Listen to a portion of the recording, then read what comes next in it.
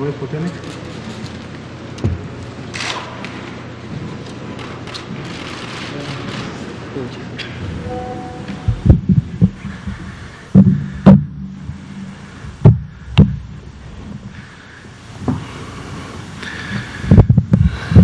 buenas noches a todas las personas que de manera presencial o virtual nos acompañan en esta conferencia vespertina, ya la número 278.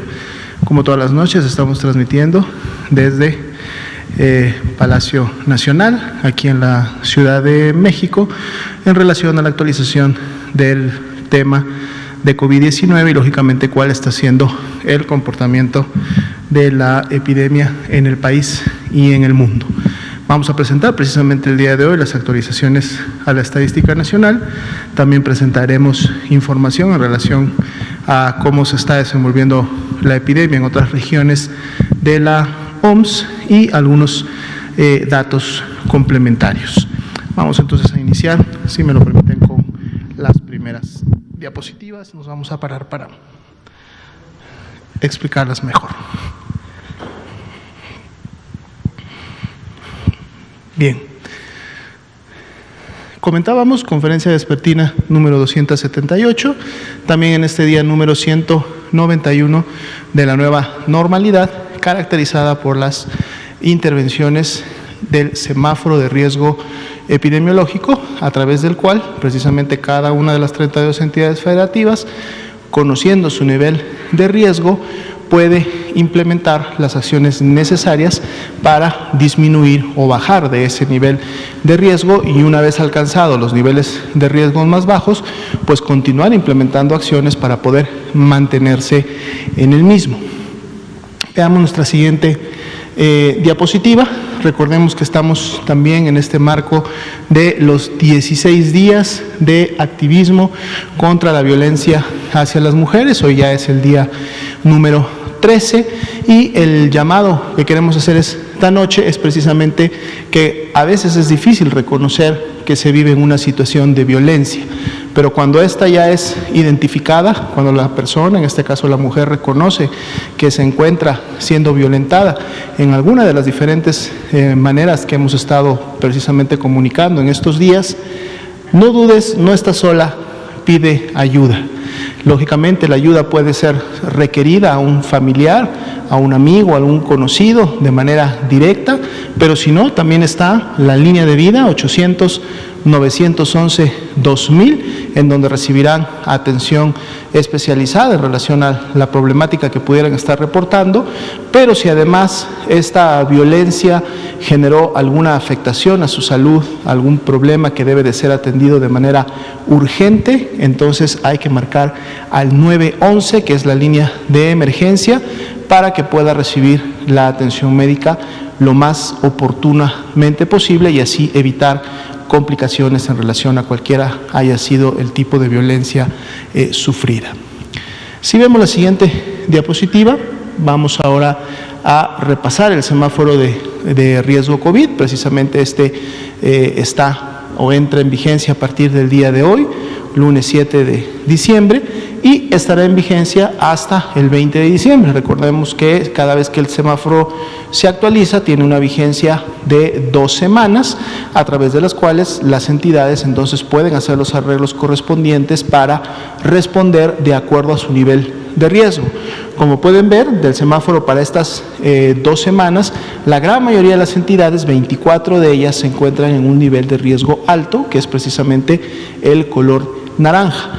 2 están en nivel de riesgo máximo, que es el más alto que se tiene, que es precisamente Baja California y Zacatecas. Y tenemos 3 entidades en nivel amarillo y 3 entidades que en su momento alcanzaron ya el nivel más bajo del riesgo, que en este caso es el verde, a las cuales de las entidades que ya venían teniendo este nivel se suma precisamente ahora el estado de Veracruz. Y un poco la meta es que todas las entidades en algún momento puedan disminuir su riesgo y puedan alcanzar nuevamente los niveles amarillos y, por qué no, más adelante los niveles verdes.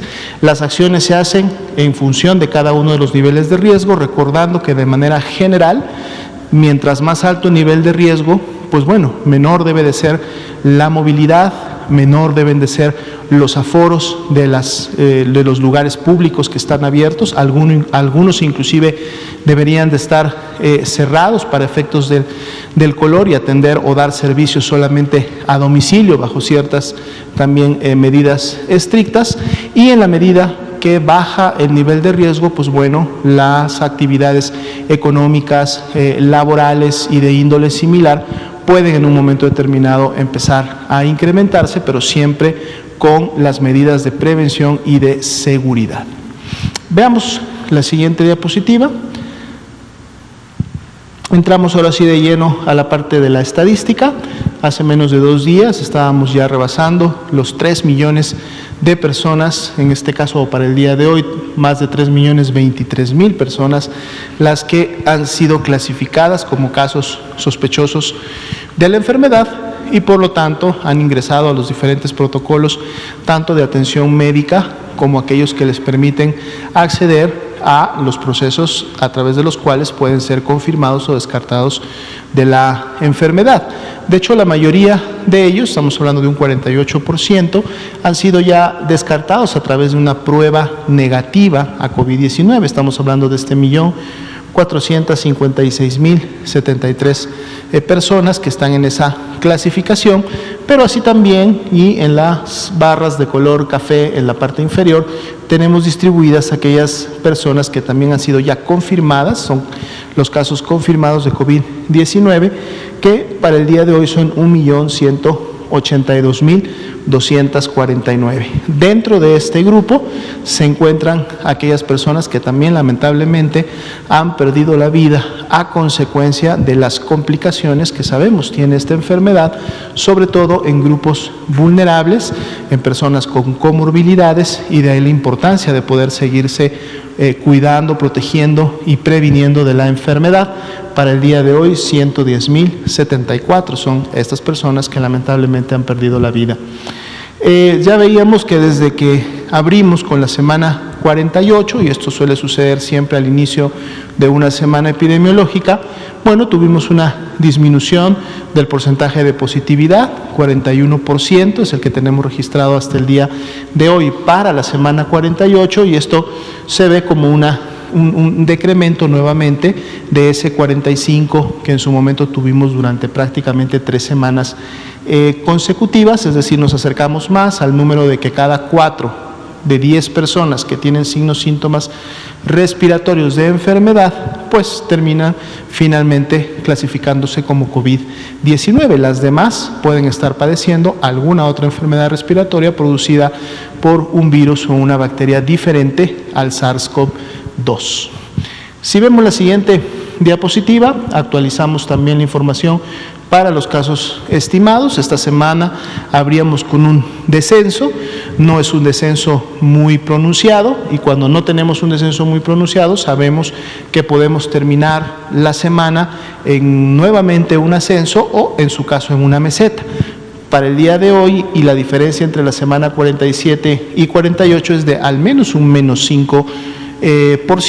Sin embargo, esto ya representa un cambio en la tendencia ascendente que veníamos viendo prácticamente las últimas 6-7 semanas. Vamos a ver para el final de esta semana cómo termina comportándose, y lógicamente esto dependerá del comportamiento en cada una de las 32 entidades federativas. Volvemos a tener un 5% como la proporción de personas que en su momento han desarrollado los signos y síntomas de la enfermedad en las últimas 2 semanas, y por lo tanto las consideramos como la epidemia activa en México.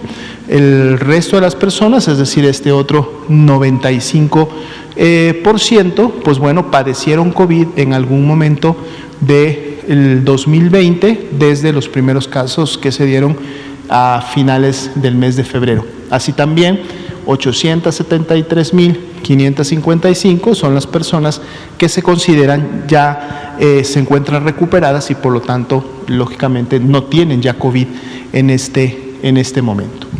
Si vemos la siguiente diapositiva, tenemos el comportamiento de la mortalidad.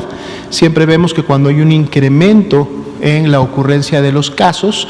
2 o 3 semanas después también podemos ver un incremento en la mortalidad. Felizmente este incremento que estamos viendo entre la semana 47 y 48, que es de un más 6%, es menor al que estamos observando en el tema de los casos, y bueno, esperemos que en la medida que los pacientes hospitalizados continúen recobrando la salud y egresen muchos más por mejoría que por defunción, pues entonces estos números no crezcan tanto como en su momento crecieron los casos.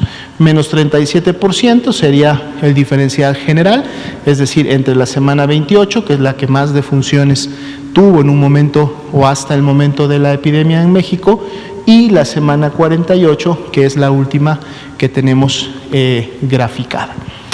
Veamos ahora la ocupación y la disponibilidad hospitalaria. Tenemos primero las camas generales. 8 entidades federativas tienen al menos 50% o más de ocupación. Las podemos ver desde el estado de Baja California, que inicia con un 51%, y hasta la Ciudad de México, que tiene un 75%. Ya decíamos que para el caso del corte del día de hoy, sería esta la única entidad que está rebasando este 70% de nivel de seguridad, que además le ha llevado en las últimas semanas a incrementar sus trabajos de reconversión y expansión hospitalaria, lo cual le ha permitido mantener para el corte del día de hoy, por ejemplo, un 25% de disponibilidad en este tipo de camas generales, IRA generales, que se utilizan precisamente para los pacientes que empiezan a presentar signos de alarma o empiezan a tener gravedad en relación a su evolución de COVID-19. En la siguiente diapositiva podemos ver aquellas camas con ventilador, que son para los pacientes más graves, aquellos que requieren de esta atención especializada para poder en su momento mantener el intercambio de oxígeno, que es fundamental para que todos los órganos del cuerpo funcionen. Y en este caso, bueno, tenemos 4 entidades que en su momento estarían superando este 50%, pero ninguna de ellas supera el 70%, digamos, de seguridad o nivel de seguridad. Inclusive la Ciudad de México, que es la que tendría la mayor ocupación, todavía conserva un 34% de disponibilidad de este tipo de camas y continúa trabajando en reconversión para poder siempre tener camas disponibles. Vamos a presentar un elemento más para efectos del panorama nacional, que en las siguientes 2 diapositivas veremos. Esta es la primera de ellas, que es la distribución por grupos de edad y sexo. Al principio los presentábamos con mayor frecuencia, ahora las estaremos actualizando a lo mejor cada 7 o 15 días para ver el comportamiento. Recordemos que al entrar a la temporalidad también invernal, en donde circulan otros virus respiratorios y la influenza, que es la que en su momento hemos tenido en las últimas por lo menos 10 años de manera importante bajo esta vigilancia o modelo centinela. La influenza lógicamente tiene muchos más años circulando, no solo en México sino en el mundo. Es importante también poder identificar en dónde se está dando principalmente el comportamiento. Ya habíamos visto que para efecto de COVID-19 podemos ver que entre los 25 y los 49 años, es decir, la población básicamente adulta y que está en una temporalidad laboral, la mayoría de ellos, pues son los que han contribuido con las mayores cargas de enfermedad, de contagios, de casos de personas enfermas a la epidemia en lo que va del año. No tenemos gran diferencia al corte de hoy en relación al sexo. 49% han sido mujeres y 51% hombres. Esto prácticamente no genera mayor carga de riesgo hacia un lado o hacia el otro. Y cuando los vemos para cada grupo de edad, prácticamente sí lo que podemos notar que es que en la medida en que se va incrementando los grupos de edad, la mayor carga de enfermedad empieza a ser en los hombres, y en los grupos que comentábamos más jóvenes, pues tenemos prácticamente una similitud entre la carga entre un sexo y el otro. Sin embargo, la forma correcta en la que podemos comparar cuál ha sido la afectación entre los diferentes grupos de edad es ver la información en base a las tasas, así como cuando tenemos que comparar la afectación y la magnitud de la epidemia entre estados, lo técnicamente correcto es verlo en tasas, en este caso también, porque recordemos que la cantidad de población a medida que vamos avanzando en cada uno de los grupos de edad va disminuyendo. Entonces, si vemos la siguiente diapositiva, ahora graficamos para cada uno de los grupos quinquenales, lo graficamos ahora por tasa de incidencia. Y entonces aquí podemos ver que ya no hay una disminución en la medida que vamos avanzando en la edad, sino más bien después precisamente de los grupos de 25 a 29 años, en donde empezamos a ver un incremento importante de la afectación, pues una vez que este llega a los 45 y 49 años, prácticamente por tasa de incidencia es similar, es decir, la afectación de los grupos con edad más avanzada para efectos de casos de COVID-19 se mantiene elevada prácticamente hasta los mayores de 95. Entonces tenemos a todos los grupos por encima de los 29 años teniendo una afectación importante en el tema de COVID-19. Pasemos ahora a otro grupo de diapositivas. Son estas 3 diapositivas también que actualizamos de manera semanal, que tiene que ver con el porcentaje de cambio en relación a cómo se está comportando la tendencia. En la primera siempre vemos los casos, veremos también las hospitalizaciones y luego las defunciones. Sin mayores movimientos entre la semana 47 y 48, se sitúa el indicador en 4.1% y el cambio fue solamente de 0.1 puntos porcentuales, es decir, una disminución. Si recuerdan la semana pasada que veíamos estas gráficas, habíamos tenido un incremento similar, ahora se comporta como una disminución, aunque el valor es bastante mínimo, por lo tanto podríamos hablar que prácticamente no ha habido cambios. Si vemos la siguiente diapositiva, aquí estamos hablando de los casos hospitalizados, donde vemos una ligera reducción de 0.2 puntos porcentuales, situando el indicador en 2.1%. Y finalmente, o en la tercera diapositiva, vemos precisamente las defunciones, y esto entonces que veíamos en la gráfica precisamente como un incremento en las últimas 2 semanas, o sobre todo en la última semana, este crecimiento, pues bueno, también lo vemos reflejado en el cambio semanal del porcentaje, en donde entre la 47 y 48 tenemos 0.3 puntos porcentuales. El objetivo, lógicamente, es que semana con semana podamos más bien tener una disminución y que en algún momento podamos nuevamente acercarnos al 1% o disminuir del 1%, lo que hablaría a nivel nacional de una tendencia marcada a la disminución y un control de la epidemia, aunque no estamos muy lejos de estos puntos. Y eso, lógicamente, siempre reiterando y recordando que depende del comportamiento epidémico en cada una de las 32 entidades federativas. Y pasemos entonces finalmente al componente internacional, donde también actualizamos las cifras de manera semanal.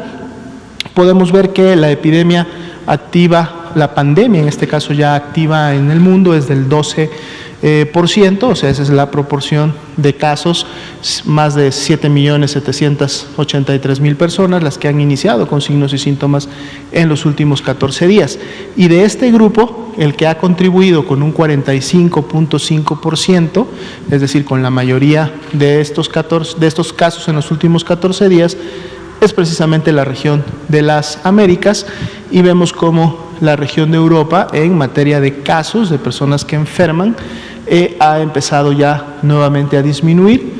Para el corte de hoy solamente contribuye con un 37.1%, dejando nuevamente a la región de las Américas en el primer lugar y la que actualmente está aportando con la mayoría de los casos a la pandemia activa a nivel mundial. Otras regiones con mucha menos participación, como lo hemos visto prácticamente desde que inició la misma a principios de año.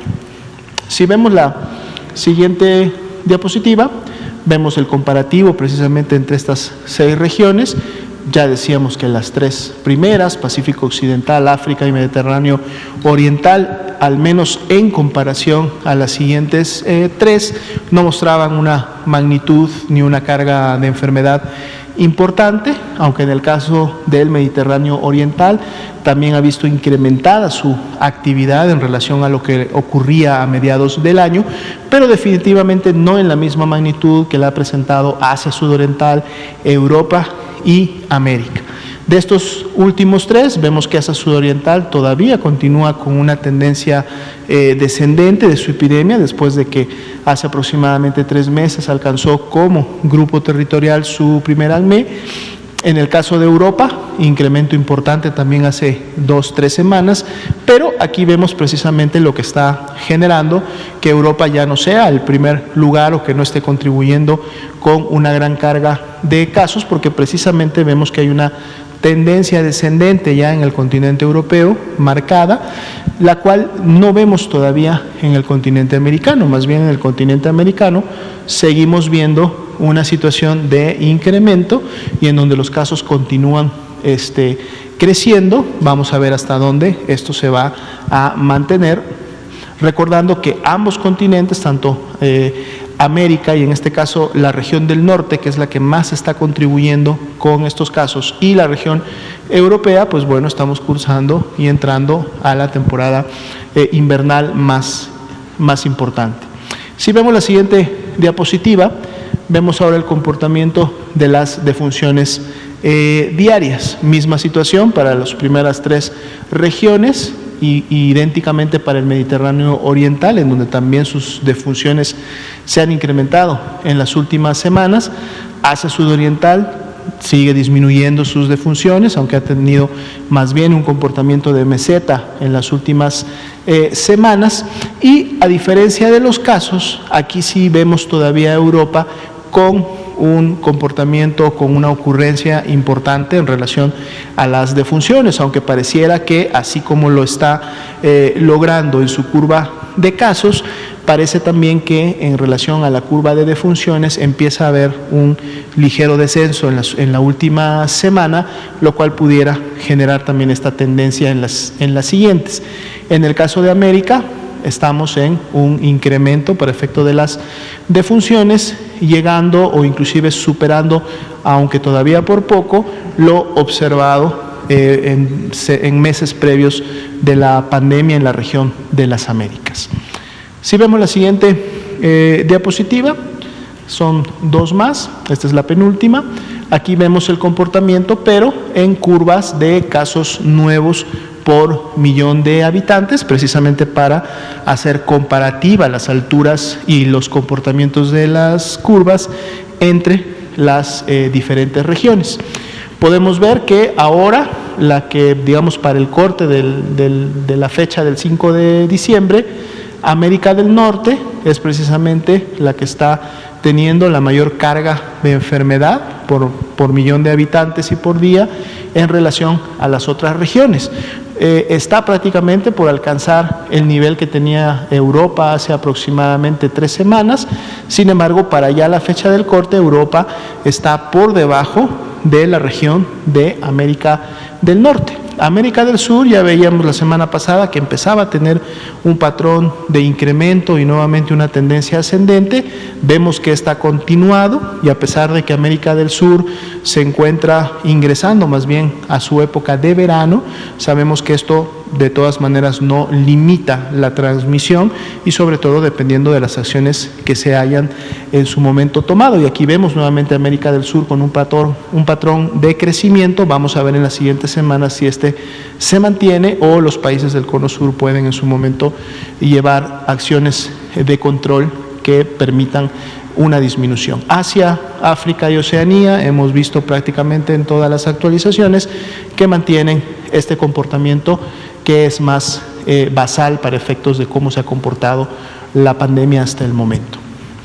Si vemos la siguiente diapositiva, ahora tenemos el comportamiento de las defunciones, y como veíamos en diapositivas previas, Europa todavía se encontraba en un nivel de presentación y ocurrencia de defunciones importantes, y cuando vemos precisamente las defunciones nuevas por millón de habitantes, vemos que Europa todavía sigue ocupando los primeros lugares en esta presentación. La sigue sí América del Norte, que además ha tenido un incremento que ya superó la primera curva que tuvo de defunciones allá a finales de abril, y continúa una tendencia ascendente, y luego le seguiría América del Sur, en donde ya veíamos que para efectos de defunciones sí ha mantenido una tendencia descendente, aunque en las últimas semanas esta se ha estancado, de seguro por esa subida que vimos en los casos. Y recordemos, cuando tenemos un incremento en los casos, 2 semanas después viene un incremento en las hospitalizaciones y 3 semanas después viene un incremento en las defunciones. Es un poco la historia natural de la epidemia, de la pandemia, y lógicamente esto también depende de las acciones que cada país implemente. Y finalmente, Asia, África y Oceanía manteniendo este comportamiento todavía basal, o al menos basal en comparación pues con las otras regiones que sí mantienen una actividad importante. Entonces, termino solamente recordando a la población: la epidemia no se ha terminado en México, la pandemia no se ha terminado a nivel mundial, pueden ustedes verlo en los datos. Por lo tanto, el llamado que hacíamos al principio en relación a la entidad en la que nos encontremos, al nivel de riesgo epidémico que tenemos de contraer la enfermedad, inclusive llegar a una situación de gravedad y requerir una hospitalización, se mantiene. Entonces, atendamos los llamados de las autoridades sanitarias, tanto federales, estatales y en su caso también de las autoridades municipales, para todos juntos poder implementar las mejores medidas que nos ayuden en cada región a disminuir los contagios y por lo tanto la epidemia en México. Esa sería la información para hoy. Muchas gracias, doctora Lomía. Muy buenas noches. Continuamos con la conferencia de prensa sobre COVID-19, la pandemia causada por el coronavirus SARS-CoV-2, cuando son las 19:27 horas y estamos en el Palacio Nacional de México, en la Ciudad de México. Quisiera, antes de pasar a las preguntas y comentarios con base en la presentación que ha hecho el doctor Alomía, recordarle al público, si me pasan la última diapositiva, por favor, que la epidemia no se ha acabado, ni en México ni en el mundo, que tenemos que seguir con cautela, y la cautela lo que quiere decir es evitar salir, evitar congregarnos, reunirnos con otras personas, conocidas o no conocidas, cercanas o no cercanas. En la medida en que nos mantengamos lejos de otras personas, físicamente hablando, emocionalmente cercanos, comunicándonos por los medios disponibles, teléfono o los medios electrónicos hoy existentes, vamos a disminuir la posibilidad de contagiar o ser contagiados. Las medidas de protección siguen siendo las mismas: la sana distancia, mantenernos físicamente lejanos, a 2 metros de toda otra persona, reunirnos lo menos posible, y las 3 Cs: evitar lugares cerrados, lugares concurridos y en general congregaciones. También es importante que si tenemos síntomas no salgamos de casa, y si somos una persona con 60 o más años de edad, o bien que tiene enfermedades crónicas, diabetes, hipertensión, obesidad, cualquiera de estas condiciones, no esperarse. Hay que pensar que se tiene COVID, si hay fiebre, tos, dolor de cabeza, dolor de garganta, malestar general, pensar que es posible que el diagnóstico sea COVID, independientemente de que se confirme por laboratorio. Esto es muy importante. Aunque no sea confirmado por laboratorio, una persona que tenga más de 60 años o enfermedades crónicas, que acuda a valoración. En la Ciudad de México puede llamar al 5658-1111 o en cualquier parte del país al 911 para recibir asesoría sobre dónde podría atenderse. Esa diferencia de horas puede ser la gran diferencia entre un desenlace positivo o un desenlace fatal. No hay que esperarse. Personas mayores de 60 o con enfermedades crónicas, acudir a valoración. Y por último, recordar que mañana es Pulso de la Salud, mañana es martes, vamos a anunciar el documento de política nacional de vacunación contra el virus SARS-CoV-2 y para prevenir COVID-19. Y en este documento de política nacional vamos a presentar de manera integral cuál es el plan de México para usar las vacunas contra el COVID-19. No porque lleguen las vacunas, no porque empiecen a llegar las vacunas, pensemos que ya se acabó el problema. Tendremos que seguir trabajando en ello. Seguramente todo el año 2021 para México y para todos los países del mundo va a ser un año de estar con los dos esfuerzos: seguir mitigando la pandemia de COVID y seguir poniendo las vacunas. Solamente hasta que lleguemos a un nivel suficiente de aplicación de la vacuna, lo cual se va a llevar meses, en México y en el mundo, que quede muy claro, no va a ser distinto en México de lo que será en el mundo. Es una gran esperanza que vamos a tener vacuna, pero la vacuna no hace que inmediatamente se acabe la epidemia.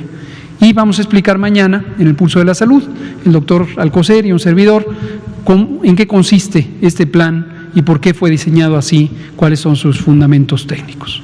Muy bien, vamos a pasar a preguntas y comentarios. Vamos a darle a Blanca Valadez, enseguida a usted, nos seguimos con usted y luego por acá a este lado. Muy buenas tardes, doctores. Blanca Valadez, de Grupo Milenio. Preguntarle, la subsecretaria de Relaciones Exteriores aseguró que en la segunda quincena de diciembre ya se tendrían las vacunas en México. Preguntarle si esto es así. Incluso dio a conocer que el grupo prioritario, y bueno, de alguna manera usted también lo ha dicho, va a ser los trabajadores de salud.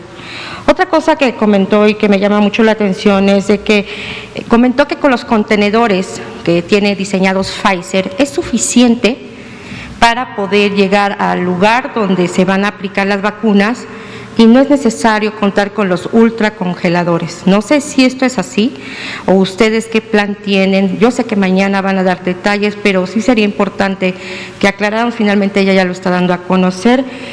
Y si tienen pensado que llegue una primera dosis, una dotación, 125,000, se apliquen y después de 3 semanas otras 125,000. Y si me lo permiten nada más, por último, ahorita comentó que usted va a presentar el programa, se estaba comentando en la prensa que sería Marcelo Ebrard el que encabezaría finalmente este proyecto, un proyecto que bien, yo sé que es de colaboración, pero finalmente es más del territorio de salud. Gracias. Con mucho gusto. No adelantemos vísperas, mañana vamos a presentarles lo que estoy precisamente anunciando en este momento, el plan del Gobierno de México. El plan es del Gobierno de México, aquí no es trascendente si es una persona, si es la otra persona, todos somos empleados del pueblo de México, todos somos el Gobierno de México. Hay atribuciones específicas, evidentemente, que se desprenden de la formación profesional que tenemos cada uno de nosotros y del encargo que tenemos adjudicado. Esto está previsto, como todos sabemos, en la Ley Orgánica de la Administración Pública Federal. No importa quién lo presenta, eso es lo de menos. Es el plan del Gobierno de México. Y mañana vamos a dar detalles sobre exactamente todos estos elementos. Pero entonces, nada más, digo, es que ella ya adelantó, sí llegaría la vacuna en el segundo. Mañana vamos a explicar todo esto. Para eso es la sesión del Pulso de la Salud mañana. No se la pierda. Gracias. Vamos a pasar con usted y luego pasamos a este lado. Y usted también.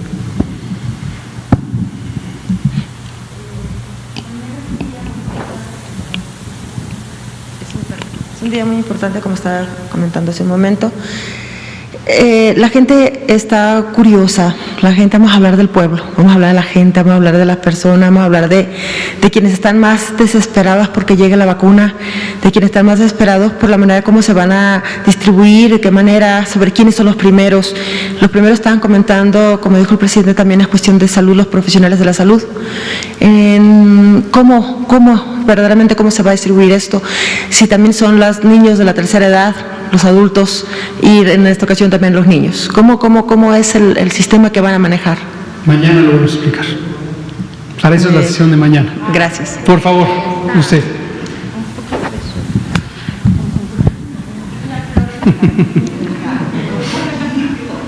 Pues me voy a permitir insistir, doctor, porque el día de hoy... No, sí.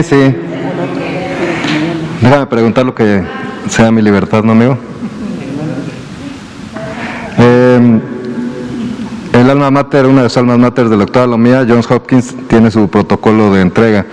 Usted adelantó inclusive en esta última diapositiva que sean los trabajadores de salud quienes reciban primero.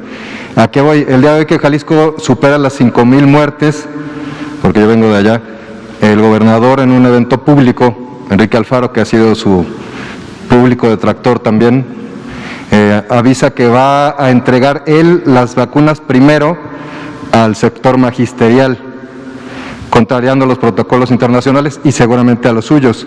Mi pregunta específica es, a través de la Secretaría de Salud y las Fuerzas Armadas, como ya lo adelantó también el señor presidente, ¿se van a entregar directamente las vacunas al pueblo, se van a distribuir o se le van a entregar a los gobiernos locales, doctor?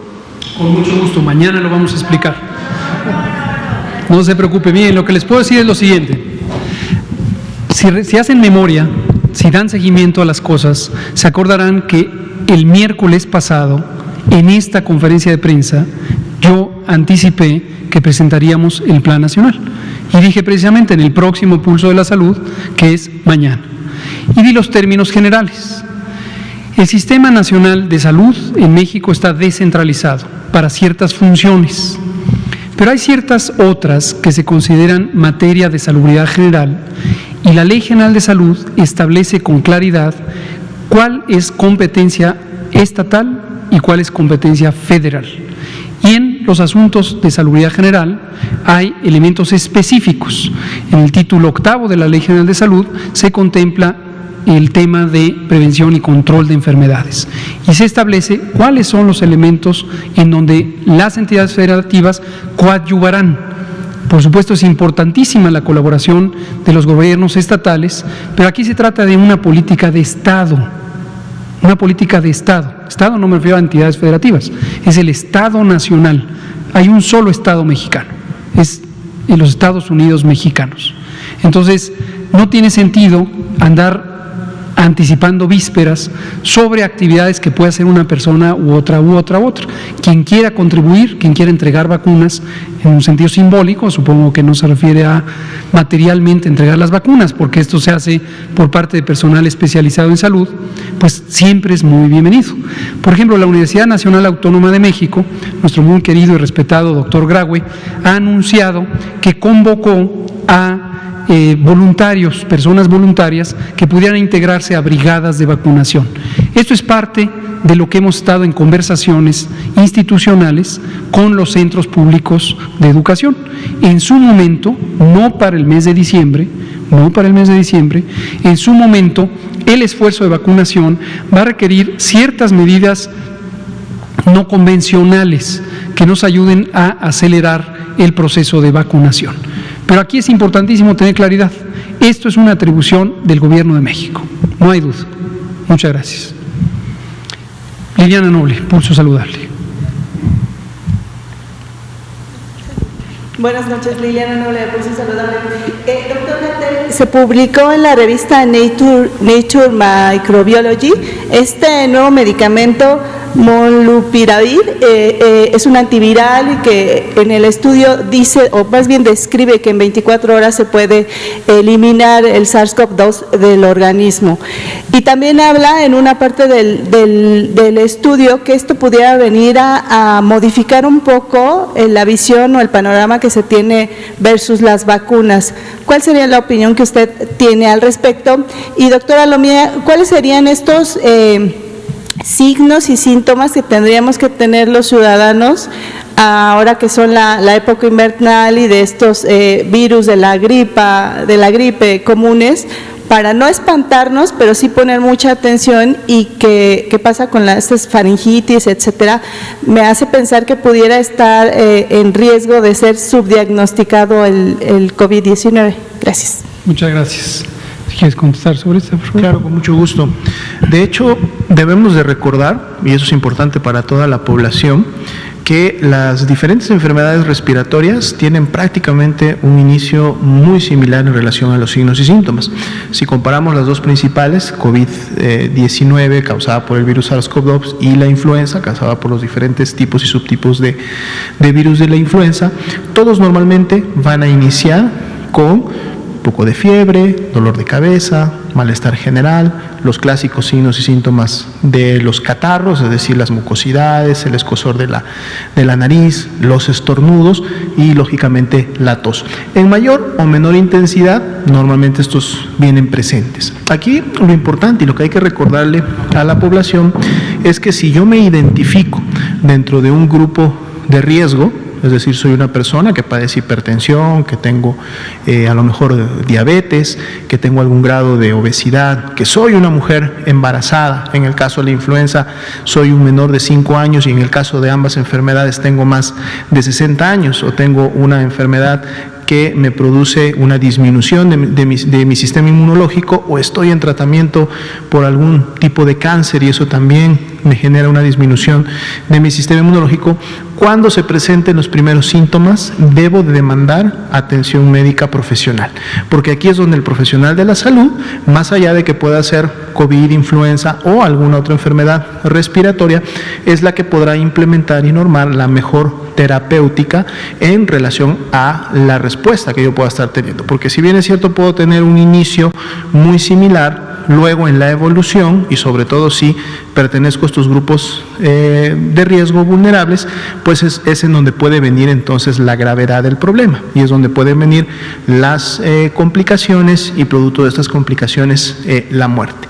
Entonces no es necesario que tratemos de diferenciar entre una u otra enfermedad, lo que sí es demandemos atención oportuna. Atención oportuna es en las primeras 24, máximo 48 horas, es decir, en el primer día, en los primeros 2 días de que iniciaron estos síntomas, para que sea un profesional de la salud en el que implemente un seguimiento con todos los elementos técnicos y médicos que debe de tener este seguimiento, y en su momento indique la hospitalización oportuna. Gracias, doctora Lomía. Ahorita le contesto, Liliana, nomás aprovechando la pregunta que me hizo, muchas gracias. Este martes, mañana, presentaremos la Política Nacional de Vacunación. El miércoles, el doctor Alcocer, nuestro secretario de Salud, ha convocado una sesión extraordinaria del Consejo Nacional de Salud. No confundirlo con el Consejo de Salubridad General, ya lo hemos dicho. El Consejo de Salubridad General es una autoridad sanitaria, el que preside el secretario de Salud. El Consejo Nacional de Salud es un órgano de coordinación con los 32 secretarias y secretarios de salud. El propósito de la sesión es conversar con ellas y ellos sobre la política nacional de vacunación COVID. Por supuesto, en el Consejo Nacional de Salud también participan las personas titulares del IMSS, del ISSSTE, de los servicios médicos de Pemex, de los servicios de SEDENA, CEMAR y el Sistema Nacional DIF.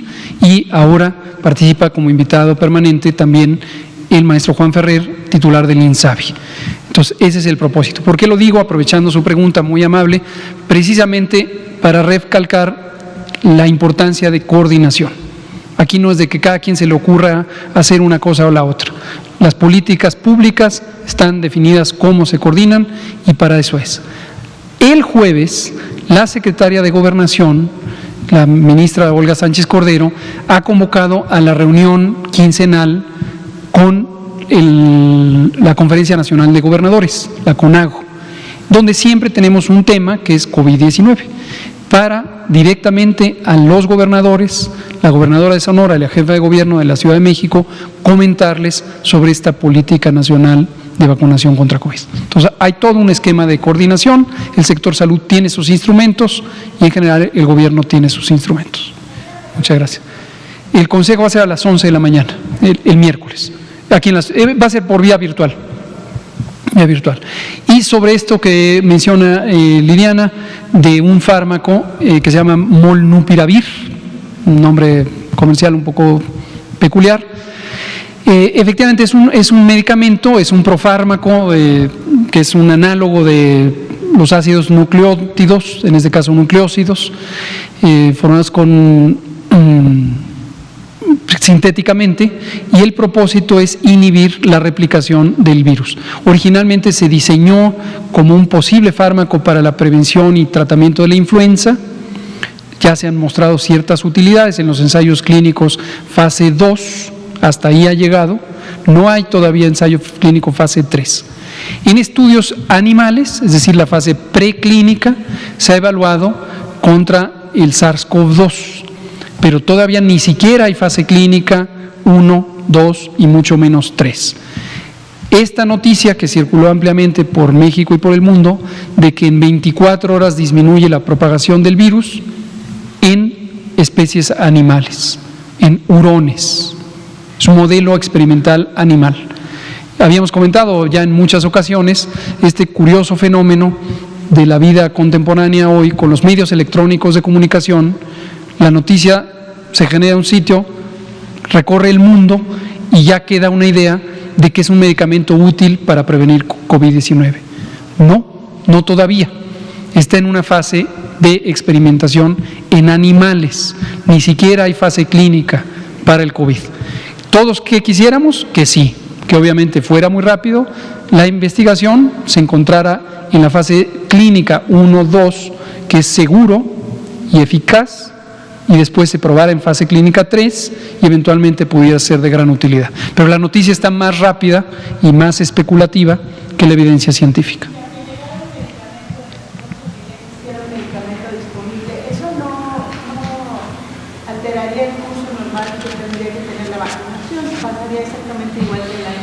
Pues son escenarios que habría que analizar como alentadores, pero pues hay que basarlos en la realidad. Muchas gracias. Juan Carlos Machorro, AM Noticias Querétaro. Y usted, por favor. Y usted. Sí, buenas noches. Juan Carlos Machorro, AM de Querétaro. Doctor, la OMS ha señalado que la vacunación no debe ser obligatoria. ¿Qué opinión le merece? Sabiendo que, bueno, aquí se ha hablado muchas veces que pues no, nada por la fuerza. O sea, México, ¿cómo ve esta declaración de la OMS? Y una segunda pregunta, si me permite, la jefa de gobierno, con esta polémica de que si la Ciudad de México entra en rojo o no, ha dicho que el semáforo depende de autoridades federales.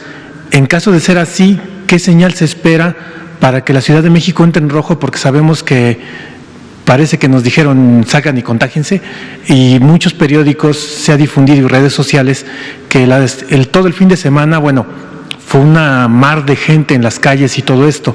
O sea, ¿en qué instante entonces la Ciudad de México entraría en rojo? ¿Cómo? Gracias.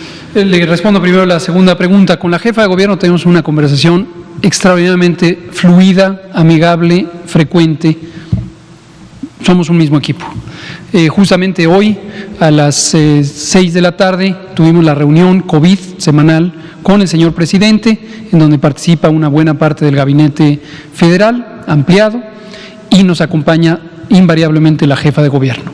Una hora antes estuvimos en la oficina de la jefa de gobierno, todos los funcionarios de las instituciones del sector salud, incluido mi secretario, el doctor Jorge Alcocer, y el equipo de la doctora Sheinbaum, y estuvimos viendo los avances de este plan conjunto que presentó aquí la doctora López Arellano, secretaria de Salud de la Ciudad de México, el viernes reciente. Y estamos viendo precisamente dos elementos fundamentales, entre muchos detalles. Las 18 intervenciones que fueron presentadas se pueden agrupar en dos componentes fundamentales. Uno es mitigar la epidemia, lo cual depende del comportamiento de las personas, el llamado repetido, enfático, lo vuelvo a hacer aquí, a nombre, desde luego, del Gobierno federal y con la autorización de la propia jefa de gobierno, a nombre del Gobierno de la Ciudad de México. Quienes habitamos en la Ciudad de México, de hecho hago extensivo esto al Valle de México, tengamos conciencia de que estamos en la zona de más difícil control de la epidemia. ¿Por qué razón? Por lo que hemos explicado, es la zona más poblada del país. Casi la cuarta parte del país vive en el Valle de México. Si salimos a espacios cerrados, si salimos a espacios concurridos, si cuando tenemos síntomas salimos a la calle, vamos a tener la posibilidad de contagiar, o si no tenemos síntomas, de ser contagiados.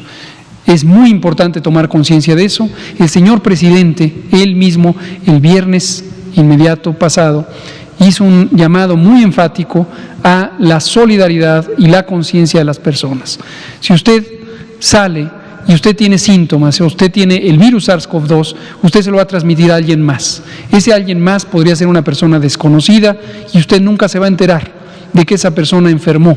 Y posiblemente esa persona no tuvo una complicación, pero infectó a varias otras. Y algunas de ellas son mayores de 60 años o tienen enfermedades crónicas y se complicaron y algunas de ellas murieron. Y usted fue parte del problema.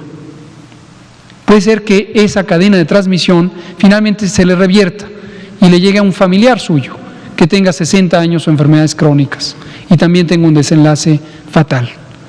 Cada uno de nosotros podemos contribuir a ser parte de la solución.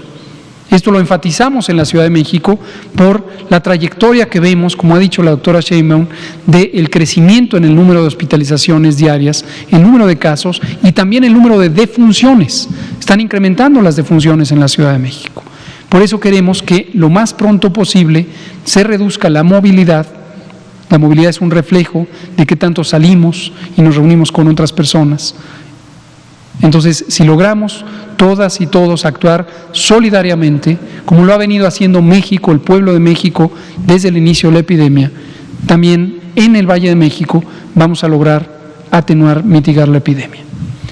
El segundo gran componente es la reconversión hospitalaria, trabajando todos juntos en el sector salud y con el Gobierno de la Ciudad de México, los servicios estatales de salud, estamos logrando expandir la capacidad hospitalaria. Tenemos un plan claramente trazado que ha sido ya analizado y presentado al presidente el jueves pasado y estamos dándole seguimiento para aumentar la capacidad hospitalaria. Participa el IMSS, participa el ISSSTE, participa Pemex, participa la Secretaría de la Defensa Nacional, participa la Secretaría de Marina. Hay también un convenio adicional con las asociaciones de hospitales privados para expandir la capacidad. Y lo que vamos a lograr es que siempre la capacidad sea más extensa que la necesidad. Y eso es lo que estamos haciendo conjuntamente con la Ciudad de México. La primera pregunta es muy interesante y muy importante. Quienes estudiamos salud pública, este es uno de los temas de mucha reflexión, es una reflexión casi filosófica que tiene que ver con los derechos humanos y los derechos sociales. Hay derechos que son adjudicables a la persona en lo individual, pero hay muchísimas condiciones de la vida en donde estamos relacionados con otras personas y lo que hagamos o dejemos de hacer va a tener una consecuencia o bien positiva o bien negativa sobre otras personas. Es el caso de las epidemias de enfermedades transmisibles, es el caso de la erosión de los ecosistemas, es el caso del calentamiento global, es el caso de la contaminación ambiental, es el caso de la contaminación de ríos, suelos y otros elementos de sustento. Entonces, casi todo lo que hacemos tenemos que tener conciencia de que no va a afectar solamente nuestras vidas, va a afectar la vida de otras personas. De manera muy pragmática, si se realiza una fiesta y el vecino hace una fiesta y congrega personas, todo lo que ahí ocurra puede afectar a los vecinos. Desde algo muy común en la vida social, el ruido. El ruido, esto es independiente de COVID. El vecino hace una fiesta y ahí tiene ruido, tiene música, tiene gritos hasta las 6 de la mañana. Y va el vecino y le reclama y dice, es mi casa, yo puedo hacer lo que quiera. Esto es desde todo punto de vista absurdo, porque el ruido se propaga. Y hay leyes en algunas entidades federativas, como en la Ciudad de México, la Ley de Cultura Cívica, que establece con precisión en el artículo 24 que existen límites de tolerancia a la realización de ruido, porque el ruido se propaga. Si lo vemos con algo mucho más grave y trascendente, como las enfermedades infecciosas, estas se pueden propagar. Entonces, lo que hagamos o dejemos de hacer va a tener una consecuencia sobre otras personas. Esto es lo que los economistas le llaman externalidades negativas. Entonces, el debate filosófico, el debate ético, el debate técnico de la salud pública es si se podría obligar a las personas a utilizar un instrumento de precaución que en parte nos protege a nosotros mismos y en mucho protege a todos los demás.